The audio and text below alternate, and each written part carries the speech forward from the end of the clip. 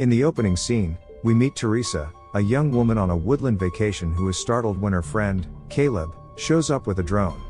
Disappointed by the absence of their friends, Teresa heads inside their stay house to check on her ill sister, Jessica. When she approaches Jessica to get her permission to depart, she discovers her sister calmly dozing on the bed after taking anticonvulsants. While waiting for Jessica to wake up, she immerses herself in a horror novel, unaware of the eerie events to come. She is startled when she hears Jessica reciting a passage from the page that Teresa is reading, and then sees her sitting on the bed. My child's face looking through the window. Let me in. Let me in. I pulled its wrist onto the broken... Teresa yells at her to shut up, right when Jessica collapses. Her face is turning blue, and a strange liquid is oozing from her mouth. And then all of a sudden...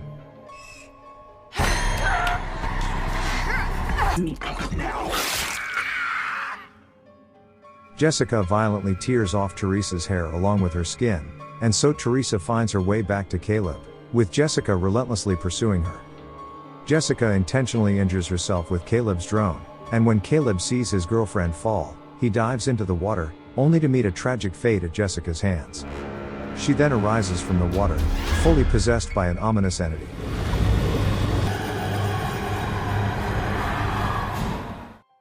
The movie then shifts to one day earlier. We are introduced to Beth, a guitar technician, who is anxiously taking a pregnancy test and desperately hoping for a negative result.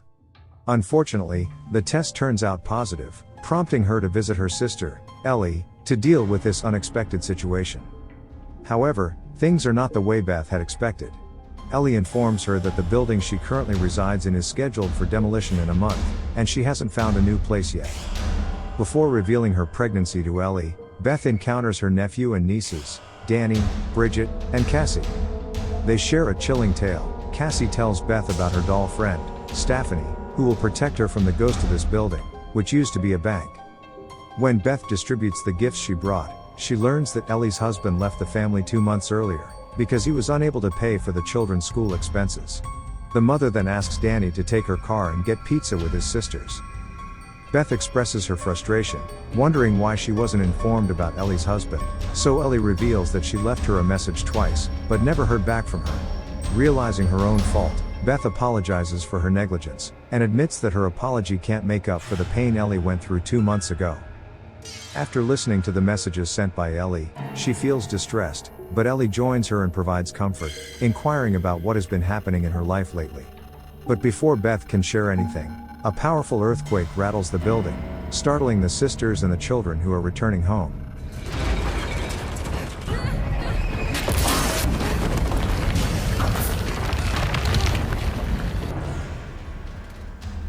The quake is so intense that it creates a hole in the parking lot, capturing Danny's attention.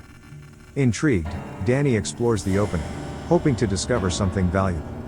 Bridget urges her brother to leave, reminding him of the potential for aftershocks, but Danny refuses to give up without finding something of worth. As he delves deeper into the forgotten bank, he comes across a collection of old phonograph records, along with a picture of 3 priests. While searching, he stumbles upon a shocking sight. He then discovers a cluster of crucifixes and coins suspended from chains. Beneath them lies a grave-like structure containing a storage bag, which shows mysterious movement.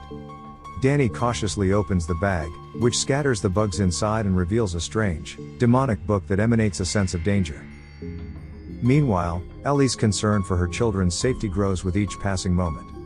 Just as she prepares to go out in search of them, the kids arrive, allowing her to breathe a sigh of relief. Danny then suggests they could earn some extra money and assist their mother by selling the strange book, but Bridget believes that books like this get locked away for a reason.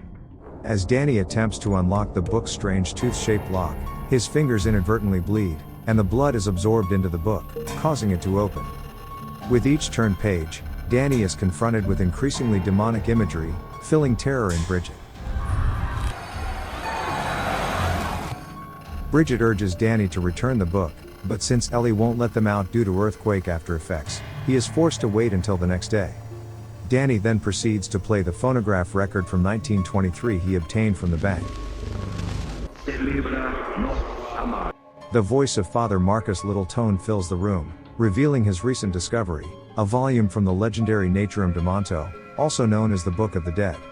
Father Marcus seeks church approval to translate the spiritual mysteries within the book, but his plea is rejected by the church members.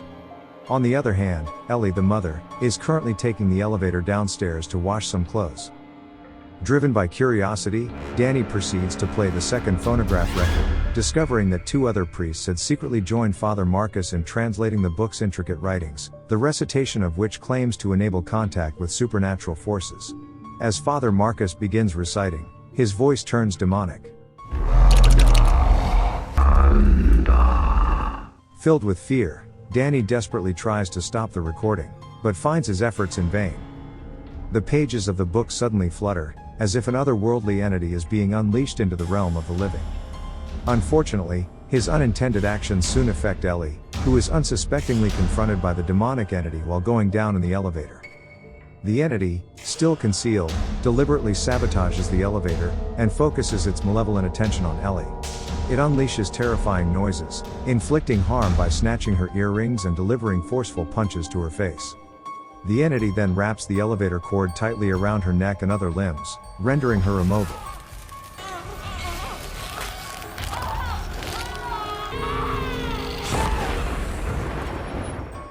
As darkness engulfs the building due to a sudden blackout, Beth and the children are compelled to leave their room to search for Ellie. To their shock, they discover Ellie inside the apartment, engrossed in cooking eggs with the shells still intact.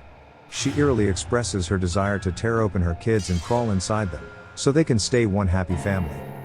Beth and the children are deeply disturbed by the threatening behavior they witness.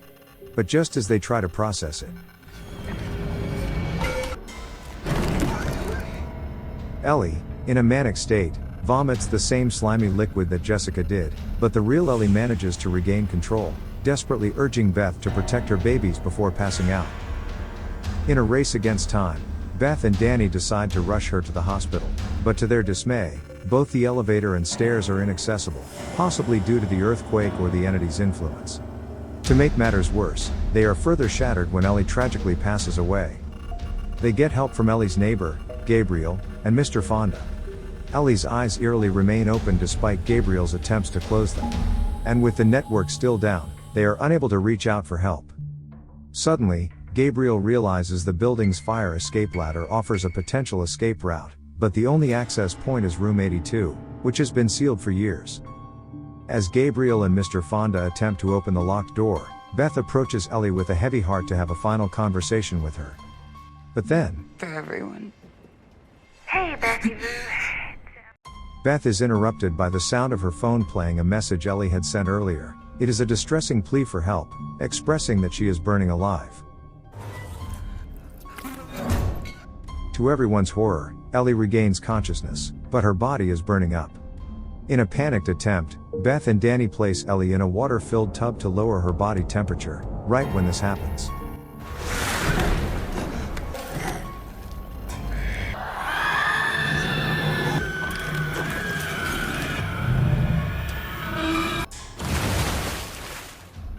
After witnessing her climb the wall and scream piercingly, they finally realize the unholy nature of what is happening to Ellie. The entity proclaims that Ellie is now consumed by maggots, and is now ready to attack them. Ellie, fueled by the entity's possession, manages to stab Beth with a broken glass, causing a severe injury.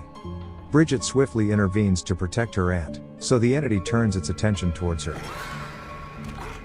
She takes a tattoo pen to her face, and cuts her cheek, and as she tries to lick her wound, Danny courageously strikes Ellie with a chair, momentarily subduing her. But the break is short-lived, as Ellie quickly recovers, and at that moment, Gabriel enters the apartment, only to be confronted by the horrifying sight of the formerly deceased Ellie standing like a zombie. Confirming her gruesome appearance, Ellie launches a vicious attack, biting Gabriel's eye, and proceeding to assault the other neighbors. Seizing the opportunity, Beth shuts the door while Ellie relentlessly attacks and claims the lives of Gabriel, the children, and Mr. Fonda.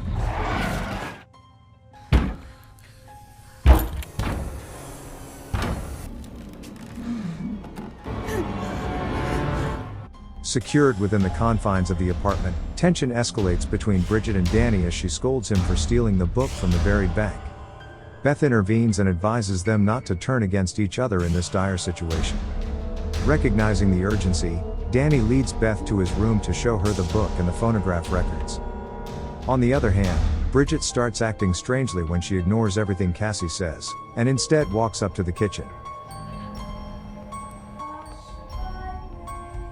Afterwards, Cassie becomes enticed by Ellie, who cunningly sings a lullaby in an attempt to lure her to the door.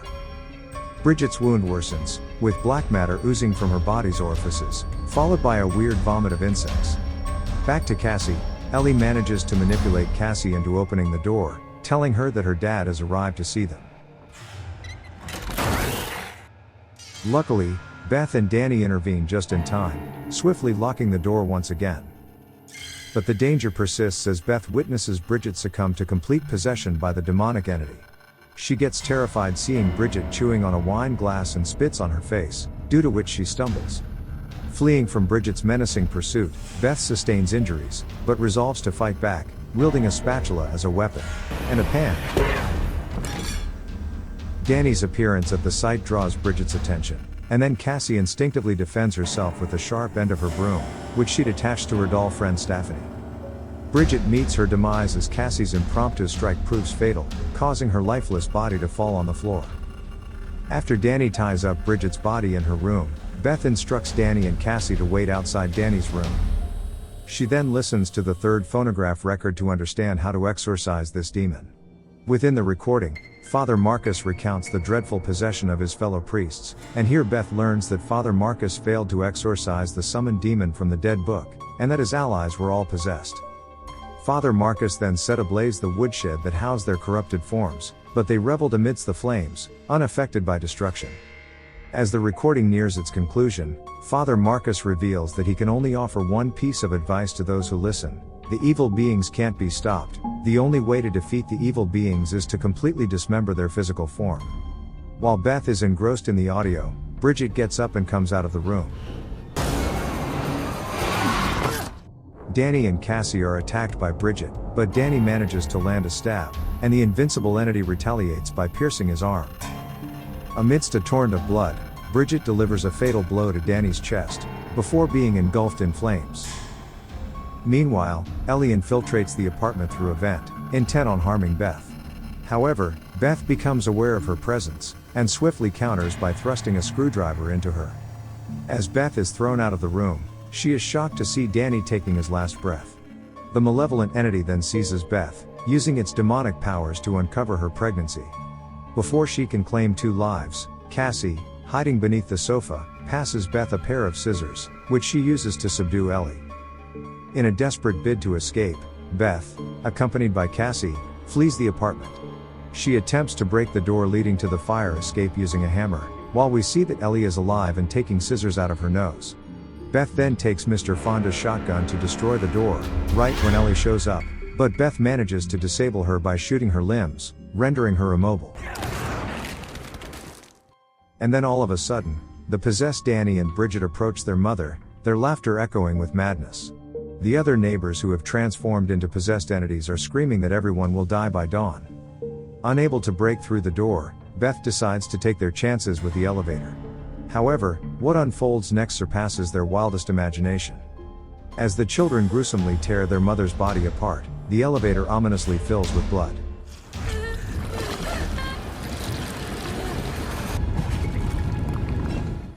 Beth attempts to escape through the vent, only to find it blocked by the entities. Ultimately, the weight of the elevator forces it downward, sparing Beth and Cassie from drowning in the red pond of blood. Racing towards the parking lot, Beth successfully starts the car, but finds it trapped in the concrete floor, allowing the entities to draw closer. To her astonishment, the demon has merged Ellie, Bridget, and Danny's bodies into one formidable entity, just as depicted in the book.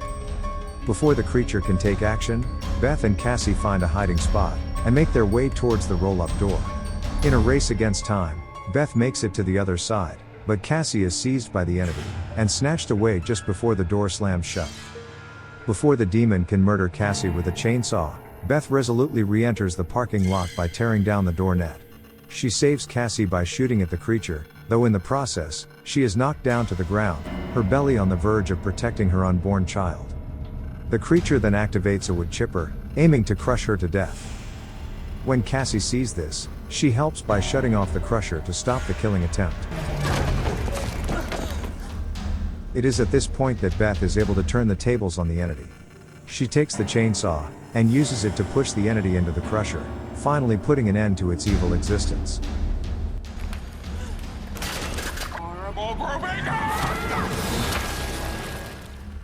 After dispatching Ellie's head into the crusher, Beth gives Cassie a tight hug to make her feel better.